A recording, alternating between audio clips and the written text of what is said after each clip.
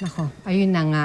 Unang gabi ko pa lang dito sa Pilipinas, hindi ko naman ine-expect na montik na ako makasagasa ng buntis.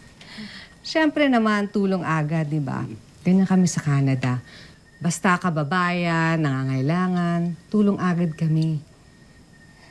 Siyempre, ginagawa ko yun sa Canada. Ba't di ko naman gagawin dito, di ba? Eh, nasa naman yung ama ng dinadala mo?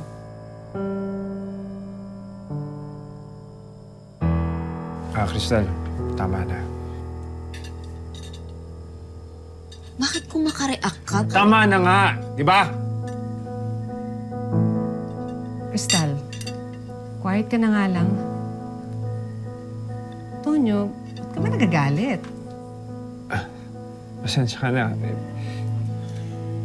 Hindi ko naman pinalaki yung anak natin ng maging chismosa, hindi ba? Saka, nakakaya sa bisita natin. Well, tama naman ang papa mo. Pero alam mo, feeling ko kasi ito, talagang, feel ko nakuha na sa akin yung pagkachismosa. Saka, gusto lang naman namin malaman kung sino yung lalaking nakabuntis kay Jenny. Diba? Alam mo, isa lang talaga masasabi ko eh. Malayong malayo yan sa asawa kong si Tonyo. Yung mga lalaking ganyan, naku, hayop yung mga ganyan. Alam mo yung may asawa na tapos mambubuntis pa ng dalaga, kaya deserve na talaga na iwan mo siya. Naku, deserve talaga yan. Jenny, ba't iniwan mo? Halika na, kumain ka na. Ay, naku.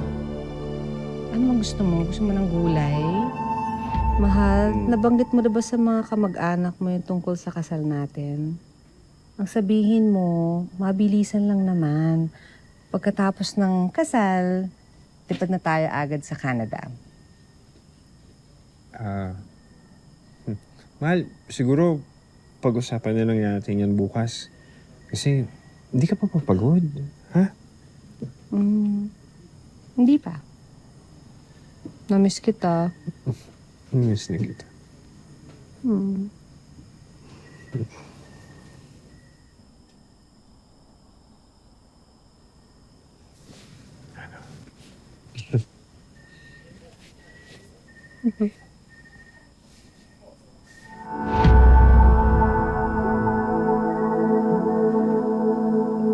Hindi dapat ako nakakaramdam ng selos.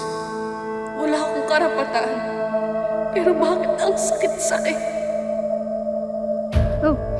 Jenny. Uy. Oh. Pasensya na po kung naistorbo ko kayo. Gusto ko lang po sanang tanungin kung saan yung CR. Pagbaba mo ng hagdan, sa kaliwa, nandun yung pinto. Sige po. Salamat.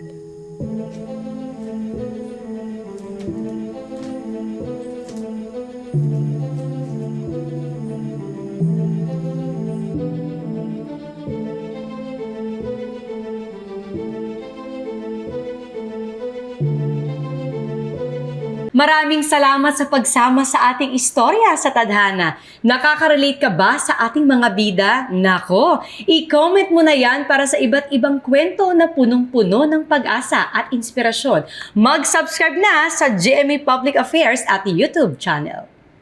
I-click na rin ang bell button para lagi kang updated sa pinakabagong storya ng Tadhana.